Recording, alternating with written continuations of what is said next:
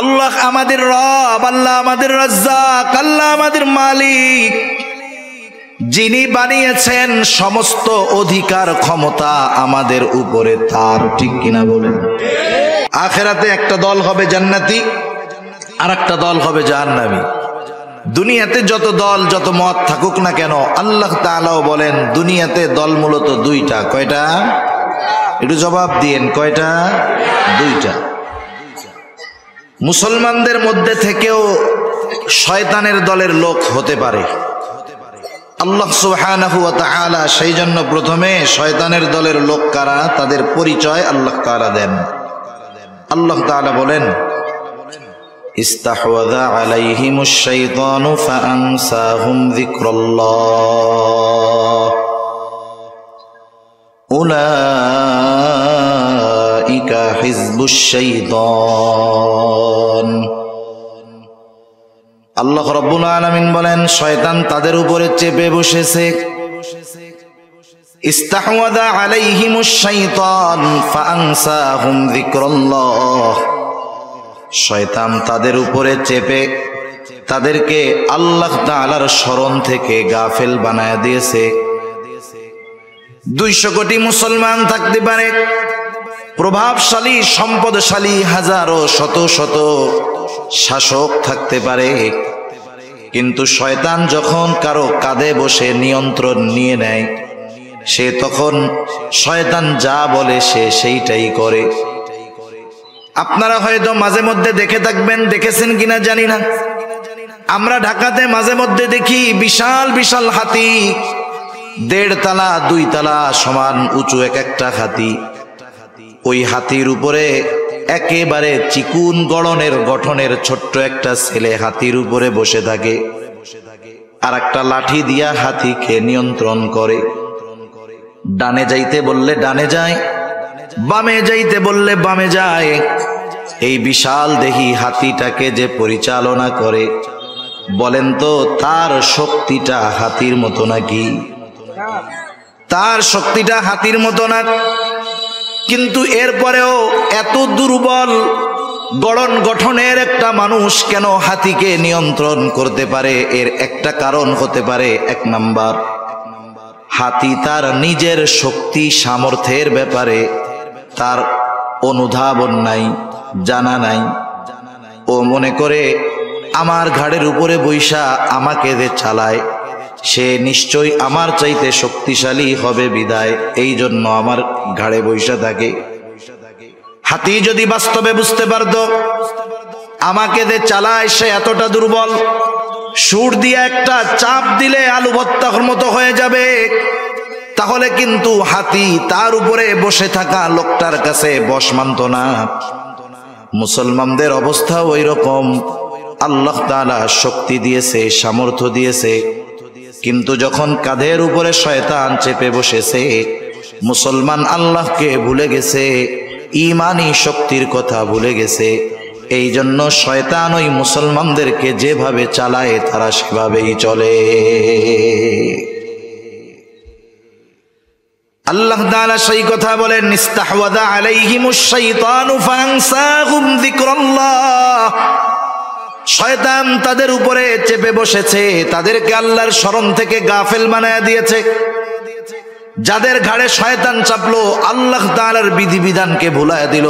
আল্লাহ তাআলাই বলেন, শুনে নাও, উলাইকা হিজবুশ শাইতান, এই লোকগুলোই হলো শয়তানের দলের লোক।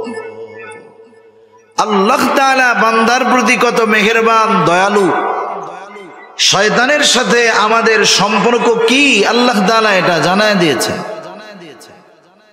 আল্লাহ রাব্বুল আলামিন এক জায়গায় বলেন, শয়তান হলো তোমাদের প্রকাশ্য দুশমন।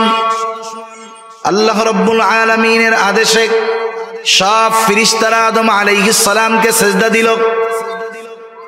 সব ফেরেশতারা আদম আলাইহিস সালামকে সিজদা দিল, কিন্তু ইবলিস আল্লাহ তাআলার আদেশ অমান্য করলো। আল্লাহ তাআলার আদেশ অমান্য করে আদম আলাইহিস সালামকে সিজদা দিল না। আল্লাহ তাআলা ইবলিসকে জিজ্ঞাসা করতেছে, কি ব্যাপার, কেন তুমি আমার আদেশ মান্য করলা না?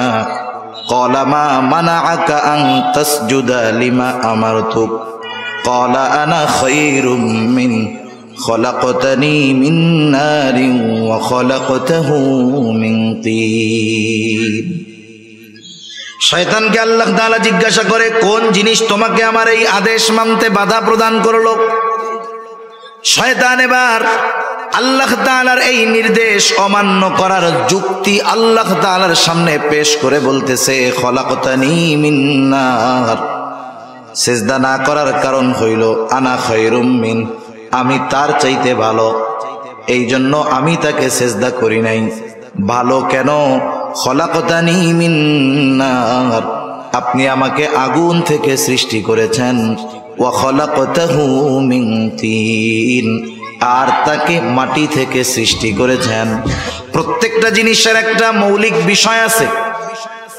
যেমন আগুন, এর অন্যতম একটা সিফাত হলো আগুন যখন কোথাও লেগে যায়, আগুন কিন্তু নিচের দিকে যায় না, উপরের দিকে যায়। আগুনের বৈশিষ্ট্য হলো আগুন উপরের দিকে যায়। আর মাটি যত শক্তি দিয়ে উপরে নিক্ষেপ করা হোক না কেন, মাটির বৈশিষ্ট্য হলো মাটি নিচের দিকে যায়। শয়তান বোঝাতে চায় আমার সৃষ্টির মৌলিক বস্তু যেহেতু আগুন, তার গতি হলো ঊর্ধ্বমুখী। আদম সৃষ্টির মৌলিক বস্তু হলো মাটি, তার গতি হলো নিম্নমুখী। সেই জন্য ঊর্ধ্বমুখী একটা জিনিস নিম্নমুখী একটা জিনিসকে সিজদা করতে পারে না, আর যে ঊর্ধ্বমুখী সে নিম্নমুখীর চাইতে উত্তম। এই জন্য আমি আদমকে সিজদা করি নাই। মূল কথা হলো আল্লাহ তাআলার নির্দেশ, আদেশ, ফরমান আসার পর কোন যুক্তির পেছনে দৌড়ানো, এটা কোন মুমিনের জন্য শোভনীয় হতে পারে। মুমিন যখন দেখবে এখানে আল্লাহ তাআলার সুস্পষ্ট নির্দেশ আছে, হয়তো করার নির্দেশ নয়তো বর্জনের নির্দেশ, কেন আল্লাহ তাআলা করলেন এই কেনর পেছনে না পড়ে নির্দেশ করেছেন আল্লাহ, বিনা যুক্তিতে যে এই আদেশ মেনে নিবে সে তো কামিয়াব। আর যে কারণ খুঁজতে যাবে, কারণ খুঁজতে গিয়ে যদি কারণ বের করতে না পারে, আল্লাহ না করুন শয়তানের ধোকায় পড়ে ঈমানহীন হয়ে যাওয়ার আশঙ্কা আছে। আমাদের দেশে মুসলিম ঘর থেকে নাস্তিক হয়, ও নাস্তিক হয়ে জন্ম নেয় না, মুসলিম ঘর থেকে নাস্তিক হয়। কেন? ও একটু পড়াশোনা করে, পড়াশোনা করে সব বিষয়ের পেছনে যুক্তি খুঁজতে থাকে, বলে যা দেখি না তা বিশ্বাস করি না। এই একটা সূত্রকে মূলনীতি মেনে যখন সে গবেষণা করতে যায়, দেখা যায় কোরআন হাদিসের বর্ণনার অনেক কিছু আছে সে দেখে না। সে দেখে না তাই মানে না, আর মানে না তাই ঈমানদারও আর থাকে না। ঠিক কিনা বলেন? এজন্য আল্লাহ তাআলার পক্ষ থেকে যখন কোনো নির্দেশ, আদেশ আসবে, নির্দ্বিধায় সেটা মেনে নিতে হবে আমাদের। শয়তান তাই বলতেছে, খলাকতানি মিন নার ওয়া খলাকতাহু মিন তিন, আপনি আমাকে বানিয়েছেন আগুন দিয়া, আদমকে বানিয়েছেন মাটি দিয়ে, তাই আমি তার চাইতে ভালো, তাই তাকে সিজদা করি নাই। আল্লাহ তাআলার আদেশ ইবলিস মানে নাই। আল্লাহ তাআলা বললেন, ক্বালা ফাখরুজ মিনহা ফাইন্নাকা রাজিম ওয়া ইন্না আলাইকা লা'নাতি ইলা ইয়াউমিদ্দিন। আল্লাহ তাআলা বললেন, তুই বের হয়ে যা, তুই অভিশপ্ত, বের হয়ে যা। ওয়া ইন্না আলাইকা লা'নাতি ইলা ইয়াউমিদ্দিন। আল্লাহ তাআলা বললেন, তোর উপরে আমার লানত একেবারে কিয়ামতের দিবস পর্যন্ত, তোর উপরে আমার লানত। এইবার ইবলিস অহংকারের কারণে কিন্তু সে সিজদা করে নাই। আদম আলাইহিস সালামকে সিজদা না করার যেই কারণগুলোর মধ্যে অন্যতম একটা কারণ হলো ইস্তাকবারা, সে অহংকার করেছে, তাকাব্বুরি করেছে। সেই জন্য সমাজে কোনো পাপী যদি অহংকারী হয়, ওই পাপীর পাপ থেকে ফিরে আসাটা তার জন্য কঠিন হয়ে যায়। সমাজে কিছু পাপী আছে না বুঝা পাপ করে, আর কিছু পাপী আছে সাথে অহংকারও করে। দুইজনের মধ্যে তফাৎ আছে। মনে করেন জুমার দিনে আসছে মসজিদে, ইমাম সাহেব আলোচনা করতেছে। পাপী যদি সাধারণ পাপী হয়, ও যখন জানবে যে আমার এই পাপের ক্ষতি হলো এইটা, এই পাপের কারণে আমার দুনিয়া আখিরাত বরবাদ হবে, ও ওই পাপ না ছাড়লেও কমপক্ষে নিজের মধ্যে একটা চিন্তা আসবে যে এই গুনাহটা ছাড়ার দরকার। কিন্তু পাপী যদি অহংকারী হয়, তাহলে ইমাম সাহেবের এই বক্তব্য তার চিন্তার খোরাক হবে না, বরং এমনও হতে পারে ইমাম সাহেবের এই বক্তব্য তার অহংকারের কারণে ইমাম সাহেবের বিপদের কারণ হতে পারে। ঠিক কিনা বলেন? মাঝে মধ্যে দেখেন না, অনেক জায়গায় ইমাম সাহেব মাদকের বিরুদ্ধে বয়ান দিছে। এখন ওই এলাকার বড় মাদক ব্যবসায়ী হইল ওই এলাকার বড় লিডার, দিমাগ নিয়ে অহংকার নিয়ে চলে। সে এই বয়ানে পরিবর্তন কোথায়, বরং উল্টা ইমামের উপরে আবার হামলা করে। হয় কি হয় না? হয়। সুদখোরের বিরুদ্ধে ইমাম সাহেব বলছে, সুদখোর এত জঘন্য এক পাপ সুদ। এই সুদ ছাড়া তো বহু দূরের কথা, সুদের কথা কেন বললো? আমরা খাই। অহংকার করে ইমামের উপরে আক্রমণ করে, এমন ঘটনা কম বেশি আমাদের দেশে ঘটে কি ঘটে না? ঘটে। আল্লাহ তাআলা যখন বললেন তুই বের হয়ে যা, শয়তান তখন অনুতপ্ত হয় নাই, আল্লাহ তাআলার কাছে ক্ষমা চায় নাই, বরং অহংকারের কারণে সে ক্ষমা আল্লাহ তাআলার কাছে চায় নাই, বরং উল্টা সে আল্লাহ তাআলার কাছে আরজি পেশ করতেছে। ক্বালা রাব্বি ফাআনযিরনি ইলা ইয়াউমি ইউবআসুন قال فإنك من المنظرين إلى يوم الوقت المعلوم। শয়তান আল্লাহ তাআলার কাছে বলতেছে, আপনি আমাকে কিয়ামতের দিবস পর্যন্ত অবকাশ দেন, সুযোগ দেন, হায়াত দেন।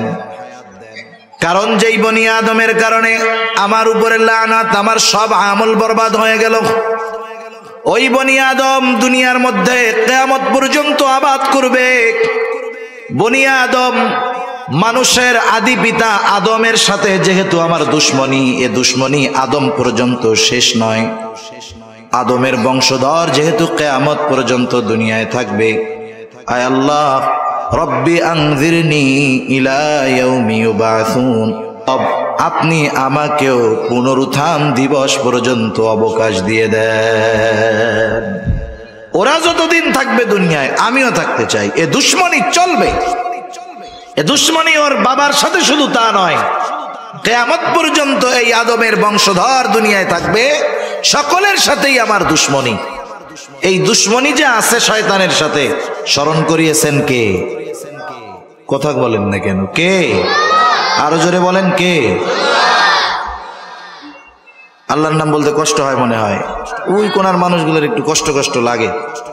আপনি বলেন তো, আপনি যদি জোরে আল্লাহর নাম বইলে এখন মইরা যান, মুফতি সাহেব আছে, জিজ্ঞাসা করেন আপনার মতো সৌভাগ্য আর কেউ নাই। আল্লাহর নাম যদি জবানে শেষ কথা হয় আর জোরে কইতে গিয়া যদি মইরা যান, আপনার চাইতে সৌভাগ্যবান আর কে আছে? তাহলে আপনাকে খুসা দিয়াও আল্লাহর নাম বাইর করা যায় না, তাহলে মরার সময় কালিমা কেমনে বাইর হইব? এটা একটু চিন্তা করেন। শয়তানের সাথে আমাদের দুশ্মনী, এ খবর জানাইছেন কে? মাশাআল্লাহ, মোটামুটি হইছে।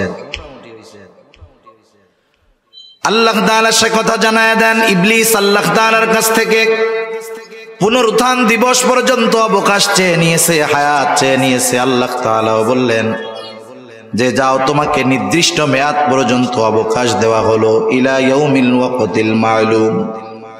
শয়তান যখন তার এই দাবিটা আল্লাহ তাআলার কাছ থেকে ফাঁস করায় নিয়েছে, এবার আমাদের ব্যাপারে শয়তান আল্লাহ তাআলার সামনে কি বলে শুনে নেন। শয়তান এবার বলতেছে, ক্বালা ফাবিইজ্জাতিকা লাউগওয়িয়ান্নাহুম আজমাঈন ইল্লা ইবাদাকা মিনহুমুল মুখলাসিন। শয়তান কেমন যেন বলতেছে, রব আল্লাহ, যেহেতু আপনি আমাকে একেবারে কিয়ামত পর্যন্ত অবকাশ দিলেন, সুযোগ দিলেন, আমি তো বনি আদমের মধ্যে থাকতে পারবো। আমি তাদেরকে ধোঁকা দিব। আপনার ইজ্জতের কসম, রব আপনার ইজ্জতের কসম, সবগুলোকে আমি পথভ্রষ্ট করে ফেলবো, জাহান্নামী বানায় ফেলবো। ইল্লা ইবাদাকা মিনহুমুল মুখলাসিন, তবে আপনার একনিষ্ঠ বান্দাগুলো ছাড়া। আল্লাহ তাআলাও জানায় দিলেন, আমি আমার বান্দাদেরকে তোর ব্যাপারে সতর্ক করব, সব কথা জানায় দিব। এরপরেও যারা আমার কথাগুলো জানবার পরে তোর দলভুক্ত হবে, শুনানে লাআমলাআন্না জাহান্নামা মিনকা ওয়া মিম্মান তাবিআকা মিনহুম আজমাইন। আমি তো আমার বান্দাদের সতর্ক কইরা দিব তোর ব্যাপারে, এরপরেও যারা তোর দলভুক্ত হবে, শুনানে তুই আর তোর অনুসারীদেরকে দিয়া আমি আমার জাহান্নামকে পরিপূর্ণ করব। সেজন্য আল্লাহ তাআলা শয়তানের সাথে আমাদের সম্পর্কের কথা বারবার স্মরণ করায় দেন। শুধু তাই না, কথার কথা মনে করেন আপনি একজন নেতার পেছনে দৌড়াবেন। এখন নেতা আপনাদের সামনে নিয়ে বক্তব্য দিল, শোনো তোমরা আমাকে নেতা মানছো ভালো কথা, কিন্তু তোমরা যদি কোনো বিপদে পড়ো আমি কিন্তু তোমাদের সাথে নাই। বলেন তো, এই রকম বক্তব্য যদি কোনো নেতা দেয়, এই বক্তব্যের পরে তার সামনে মাইকের স্পিকার আর ডান পাশে মাইকওয়ালা ছাড়া আর কেউ থাকবে নাকি? বলবে যে তোমার জন্য আমরা ময়দানে নামবো, বিপদে পড়লে তুমি সাথে নাই, তাইলে তোমার মতো নেতা আমাদের দরকার নাই। দুনিয়াতে যারা শয়তানকে নেতা মানবে, শয়তানের নেতৃত্ব মেনে নিবে, কিয়ামতের দিন কঠিন মুসিবতের সময়, সবচাইতে বড় মুসিবতের সময় কিন্তু তাদের নেতা তাদের সাথে থাকবে না। শয়তান সেই দিন তার অনুসারীদের সাথে কেমন আচরণ করবে, দয়াময় মালিক আল্লাহ রব্বুল আলামিন সেই দিন শয়তান তার অনুসারীদের সামনে কি কথা বলবে, কি বক্তব্য দিবে, সেই বক্তব্যটাও আল্লাহ তাআলা আমাদের জানায় দিয়েছে। আল্লাহ তাআলা কোরআনুল কারীমের মধ্যে বলেন, وقال الشيطان لما قضي الأمر إن الله وعدكم وعد الحق ووعدتكم فأخلفتكم وما كان لي عليكم من سلطان إلا أن دعوتكم فاستجبتم لي فلا تلوموني ولوموا أنفسكم ما أنا بمصرخكم وما أنتم بمصرخي إني كفرت بما أشركتموني من قبل। আল্লাহ তাআলা আমাদের জানায় দিলেন, কিন্তু বক্তব্যটা হলো শয়তানের, যেটা কিয়ামতের ময়দানে দিবে। আল্লাহ তাআলা আমাদেরকে জানায় দিয়েছেন কত আগে কি করবে সেই দিন শয়তান। আল্লাহ তাআলা বলেন, ওয়াকালা শাইতানু লাম্মা কুদিয়াল আমর, সব কিছুর যখন চূড়ান্ত ফয়সালা হয়ে যাবে, এইবার শয়তানের দলের অনুসারী যারা, তারা শয়তানকে খুঁজতে থাকবে যে আমাদের তো নিশ্চিত হয়ে গেল জাহান্নাম, কে আমাদের জন্য একটু সুপারিশ করবে। মৃত্যুদণ্ড যখন কারো কার্যকর হয়ে যায়, আপিল করে, জজ কোর্টে হইলে হাইকোর্টে, সুপ্রিম কোর্টে গিয়া করে, সুপ্রিম কোর্টে যদি রায় হয় রাষ্ট্রপতির কাছে গিয়া করে। ওরা চিন্তা করবে আমাদের জন্য তো জাহান্নাম অবধারিত, কিন্তু কে আছে আমাদের জন্য আজকে সুপারিশ করবে, আমাদেরকে এই বিপদ থেকে উদ্ধার করবে। দুনিয়ায় যেহেতু তারা শয়তানের সাথে ছিল, এইবার তারা শয়তানকে খুঁজতে থাকবে। তাফসীরের মধ্যে আসছে, দূরে তাকায় দেখবে ওই যে শয়তানকে দেখা যায়, এইবার সকলে মিলে শয়তানের দিকে দৌড় শুরু করবে। শয়তানও দৌড়াইতে থাকবে, দৌড়াইতে থাকবে। কিছু দূর যাবার পর শয়তান তাদের দিকে ঘুরে ফিরে দাঁড়ায় যাবে, দৌড়ানো মানুষগুলো দাঁড়ায় যাবে, চিন্তা করবে এইবার বুঝি শয়তান আমাদেরকে কোনো আশার বাণী শোনাবে, যাতে করে আমরা এই বিপদ থেকে বাঁচতে পারবো। ওই দিন দাঁড়ায়া শয়তান গোটা দুনিয়ার শুরু থেকে নিয়ে শেষ পর্যন্ত তার যত অনুসারী ছিল তাদের সামনে যেই বক্তব্যটা দিবে আল্লাহ তাআলা সেই বক্তব্যটাই বলতেছেন। শয়তান প্রথমেই বলবে ইন্নাল্লাহা ওয়া'আদাকুম ওয়া'দাল হক। শয়তান প্রথমেই বলবে ইন্নাল্লাহা ওয়া'আদাকুম ওয়া'দাল হক, নিশ্চয়ই আল্লাহ তাআলা তোমাদের সাথে যা ওয়াদা করেছেন সব ওয়াদা সত্য। এখন প্রশ্ন হলো আল্লাহ তাআলা কি ওয়াদা করছেন আমাদের সাথে? আল্লাহ তাআলার যত প্রতিশ্রুতি আছে, যত ওয়াদা আছে, সব ওয়াদা যদি বিশ্লেষণ করা হয় সারমর্ম হয় দুইটা। কয়টা? জোরে বলেন না কয়টা? এত খুশা কথা কইলাম, এরপরেও আপনাকে দুইবার কওয়া লাগেছে। জোরে বলেন, জোরে বলেন, বলা রাখবে কেন? জিজ্ঞাসা করছি যেটা, নতুন কিছু জিজ্ঞাসা করছি? আগেই বলছি যে আল্লাহ তাআলা যত ওয়াদা দিয়েছেন সব ওয়াদার সারমর্ম দুইটা। এরপরে জিজ্ঞাসা করছি কয়টা? আগে হলো উত্তর বইলা দিছি, এরপরে জিজ্ঞাসা করছি। এরপরেও আপনারা মুখে কুলুপাইটা বসে থাকেন, নাকি কথা বলবেন না নিয়ত করছেন? একটু বললে হয় কি ছোটবেলায়। এখন তো পোলাপান ঘুমাইতে বলবেন, বলবে যে আমার একটু মোবাইল দাও, গেমস খেলি, নাইলে ঘুম নাই। এটা বলে না এখনকার বাচ্চারা? একটু মোবাইল দাও, একটু কার্টুন দেখাও, নাইলে ঘুমাবো না। আমাদেরও মনে আছে যতটুকু ছোটবেলায় আমাদের যখন ঘুমাইতে বলতো আমরা বলতাম যে গল্প শোনাও। গল্প কে শোনাবে? দাদা, দাদি, মা, যে কোনো একজন তো শোনাবে। এইবার দাদির কাছে শুইছি, গল্প শুরু করছে। এক দেশে এক রাজা ছিল। আমরা কি কইতাম? রাজার একটা ঘোড়া ছিল। ঘোড়ার দুইটা পাখনা ছিল। এইবার আর হু হা কিচ্ছু হয় না। বলেন তো দাদির গল্প আছে না শেষ? দাদির গল্প চলতো না শেষ? দাদির গল্প চলতো ততক্ষণ, হুহা থাকতো যতক্ষণ। আমি আপনাদের সামনে বলতেছি, আপনারা কি সজাগ আছেন না ঘুমায় আছেন? এই জন্যই জিজ্ঞাসা করি, যে এই প্রশ্নগুলা করি। নতুন কিছু তো আর করি না, আগে উত্তর বলি এরপরে জিজ্ঞাসা করি। অথচ এই জিজ্ঞাসার কোনো দরকার নাই। বললাম যে সারমর্ম দুইটা, শেষ। কিন্তু এরপরে আবার জিজ্ঞাসা করি সারমর্ম কয়টা? আপনাদের জিজ্ঞাসা করার কারণ হলো এই গুরুত্বপূর্ণ কথাটা আপনারা মন দিয়ে শুনছেন কিনা। কিন্তু আমার মনে হচ্ছে যে না, আপনারা শুধু শুনতেছেন কিন্তু বলতে রাজি নাই। একটু কথা বলা যাবে না ইনশাআল্লাহ? আল্লাহ তৌফিক দান করুন। আল্লাহ তাআলা যত ওয়াদা করেছেন সব ওয়াদার সারমর্ম হলো দুইটা। এক নাম্বার হলো ইন্নাল্লাযীনা আমানু ওয়া আমিলুস সলিহাতি লাহুম জান্নাতুন তাজরি মিন তাহতিহাল আনহার। এক নাম্বারটা হইল ঈমান আনো, নেক আমল করো, তোমাদের জন্য রয়েছে এমন জান্নাত যেই জান্নাতের পাদদেশ দিয়ে আছে প্রবাহিত নহর। আল্লাহ তাআলার যত ওয়াদা তার দ্বিতীয়টা হলো ওয়াল্লাযীনা কাফারু ওয়া কাযযাবু বিআয়াতিনা উলাইকা আসহাবুল জাহিম।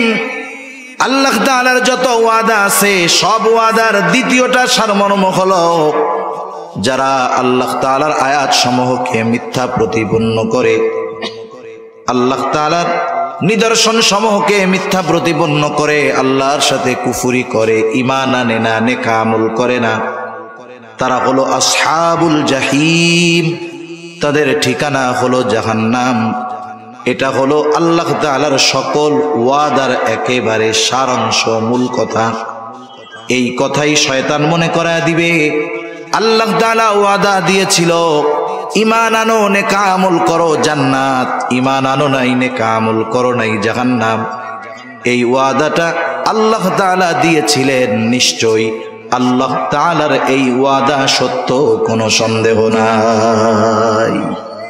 শয়তান ওই দিন বলবে, শয়তান বলার আগে আল্লাহ তাআলা আমাদের জানায় দিচ্ছে। এইবার শয়তান নিজের প্রতিশ্রুতির ব্যাপারে বলবে। শয়তানও কিন্তু মানুষের দুনিয়ায় প্রতিশ্রুতি দেয়। শয়তান অনেক সময় আমাদের অন্তরের মধ্যে বিভিন্ন কথা ডাইলা দেয়। এইরকম তো আর মানুষের মতো ওয়াজ মাহফিল কইরা শয়তান তার কথাগুলো কইতে পারে না। কিছু মানুষরে দিয়া করায় ঠিক। মাঝে মধ্যে দেখবেন অনেকে নিজে নিজে চিন্তা করে, বা নামাজের কথা বললে, দাড়ির কথা বললে, গুনার থেকে বাঁচার কথা বললে, হুজুর এখন মাত্র বয়স 22 বছর, আর একটু বুড়া টুড়া হই, এরপরে দাড়ি টাড়ি রাখবে না। নামাজের কথা বললে এই তো শুরু করে দিব না কালকে থেকে। হজের কথা বললে বলে এখন তো জুয়ান আছি, টাকা পয়সা আছে, তাতে কি, বুড়া কালে হজ করবো আর ঘর থেকে বাইরে মা, তখন ভালো হয়ে যাবো না। এইরকম কিছু বিষয়, কথা, চিন্তা আমাদের অন্তরে ডাইলা দেয় শয়তান। বলে টেনশন করিস না, হায়াত তো বহুত বাকি, পরে ভালো হয়ে যায়, এখন একটু চুরিচারি কর, দুর্নীতি কর, অন্যেরটা মাইরা খা, বুড়াকালে হজ কইরা একেবারে সদ্য ভূমিষ্ঠ শিশুর ন্যায় নিষ্পাপ হইয়া ঘরে বসে থাকবি। এই ধরনের ধোঁকা, এই ধরনের ওয়াদা মানুষের অন্তরে শয়তান ঢেলা দেয়। এবার শয়তান তার প্রতিশ্রুতি ওয়াদার ব্যাপারে বলবে, ওয়াওয়া'আদতুকুম ফাআখলাফতুকুম, আমি তোমাদেরকে বাঁচানোর যেই প্রতিশ্রুতি দিতাম, তোমাদের সাথে যেই প্রতিশ্রুতি দিয়েছিলাম, ফাআখলাফতুকুম, আমি সেই প্রতিশ্রুতি ভঙ্গ করলাম। এইবার শয়তান তার অনুসারীদেরকে হাসরের ময়দানে তিরস্কার করবে। তিরস্কার করে বলবে, শয়তান বলবে, ইন্নাল্লাহা ওয়া'আদাকুম ওয়া'দাল হক ওয়া ওয়া'আদতুকুম ফাআখলাফতুকুম ওয়া মা কানা লিয়া আলাইকুম মিন সুলতান। শুনা নাও, আমি তোমাদের সাথে যেই প্রতিশ্রুতি দিয়েছিলাম সেটা ভঙ্গ করলাম। আর এটাও শুনা নাও, ওয়া মা কানা লিয়া আলাইকুম মিন সুলতান, তোমাদের উপরে আমার কোনো আধিপত্য ছিল না, ক্ষমতা ছিল না, পাওয়ার ছিল না। তোমাদের উপরে আমার কোনো অধিকার নাই, কোনো ক্ষমতা নাই। কেন নাই? শয়তান কি আমাকে বানাইছে? আমাদের বানাইছে কে? আরো জোরে, কে? আল্লাহ হলে আমাদের, আল্লাহ হলেন আমাদের খালিক, আল্লাহ আমাদের রব, আল্লাহ আমাদের রাজ্জাক, আল্লাহ আমাদের মালিক। যিনি বানিয়েছেন, সমস্ত অধিকার ক্ষমতা আমাদের উপরে তার, ঠিক কিনা বলেন? যিনি রিজিক দেন, ক্ষমতা হলো তার। এই জন্য মাঝে মধ্যে দেখবেন অপরিচিত বা দূরের কোনো মানুষ যদি কোনো বিষয়ের আদেশ করে, অধিকার খাটাইতে চায়, তখন ছেলেটা জবাব দেয়, তুমি আমাকে এই কাজ করতে বলতেছো, তুমি কি আমার আব্বু লাগো নাকি? কেন বলে? তার মানে তুমি যেই কথাটা বলছো, যেই অধিকার আমার উপরে প্রয়োগ করতেছো, এটা প্রয়োগ করার ক্ষমতা আমার বাপ রাখে, তুমি না। শয়তানও সেই দিন মনে করায় দিবে, যেহেতু আমি তোমাদের খালিক না, মালিক না, রাজ্জাক না, রব না, সুতরাং আমার তোমাদের উপরে কোনো অধিকার ছিল না। কিন্তু একটা জিনিস আমি করতাম, ইল্লা আন দাউতুকুম ফাস্তাজাবতুম লি, আমি শুধু তোমাদেরকে আমার দিকে ডাকতাম, আর তোমরা সব কিছু বাদ দিয়ে আমার ডাকে সাড়া দিয়ে আমার দিকে ছুটে আসতা। কিছুই দেই নাই তোমাদের, কিন্তু আমি ডাক দিলে তোমাকে আর সহ্য হইতো না। যেমন মনে করেন একটা ছোট বাচ্চা, তার বয়স 13-14 বছর, 14-15 বছরের ছেলে বিকাল বেলায় মাঠে কি করে? ফুটবল খেলে, ক্রিকেট খেলে, তাই না? একদিন ওর বাবা বলতেছে যে শোনো, আজকে আসরের পরে আমার সাথে তুমি বাসায় এই কাজটা করবা। ছেলেটা এবার আব্বার সাথে বাসায় কাজ শুরু করছে। বলেন তো, ছেলেকে দিয়ে কাজ করানোর অধিকার বাবার আছে না নাই? এইবার ছেলেটা বাবার সাথে কাজ করতেছে। রাস্তার পাশেই বাড়ি, বন্ধুরা ব্যাট বল নিয়ে মাঠে খেলতে যাইতেছে। যাওয়ার সময় নিচের থেকে, বাড়ির পাশে রাস্তা থেকে ডাক দিছে, রাস্তার সাথে বাড়ি, আব্দুর রহিম, আমরা ব্যাট বল নিয়ে মাঠে গেলাম। এবার আমার একটু বলেন তো, ওই যে ছেলেটা বাবার সাথে কাজ করতেছে, যেই বন্ধুরা তাকে ডাক দিল, বন্ধুরা তাকে 2-4 দিনের ওষুধ কিনে দিছে? কোনদিন পোশাক কিনে দিছে? দিছে কে? বাপ। কাজ করতেছে কার সাথে? বাবার কাছে, সাথে। বলেন তো, বন্ধুর ওই ডাক যখন আব্দুর রহিমের কানে আসবে, আব্বার কাছে মন বসবে? ও কি চিন্তা করবে, বন্ধুরা ডাকতেছে, ডাকুক, আমার আব্বা আমার এত কিছু দেয়, আজকে আমি আর খেলতে যাব না? এইবার বন্ধুর আওয়াজ, ডাক কানে আসার সাথে সাথে ওই জায়গায় মন বসবে না, আব্বারে বলবে, আব্বা আমার আর ভালো লাগতেছে, আমি আর পারবো না, আমি একটু মাঠে যাবো। যেমনে হোক ওই জায়গার থেকে সুইটা বন্ধুদের সাথে খেলতে যাবে, ঠিক কিনা বলেন?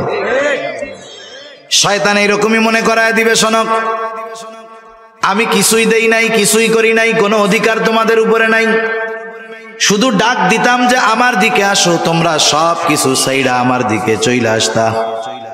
অথচ আমাদের দেশে গোটা দুনিয়ার মধ্যে মসজিদ গুলাতে দৈনিক 5 বার আজান হয় কি হয় না? এই আজান দেয় মুয়াজ্জিন। আমরা যদি মনে করি মুয়াজ্জিনকে বেতন দিয়ে রেখেছি, মুয়াজ্জিনের কাজ হইল আজান দেওয়া,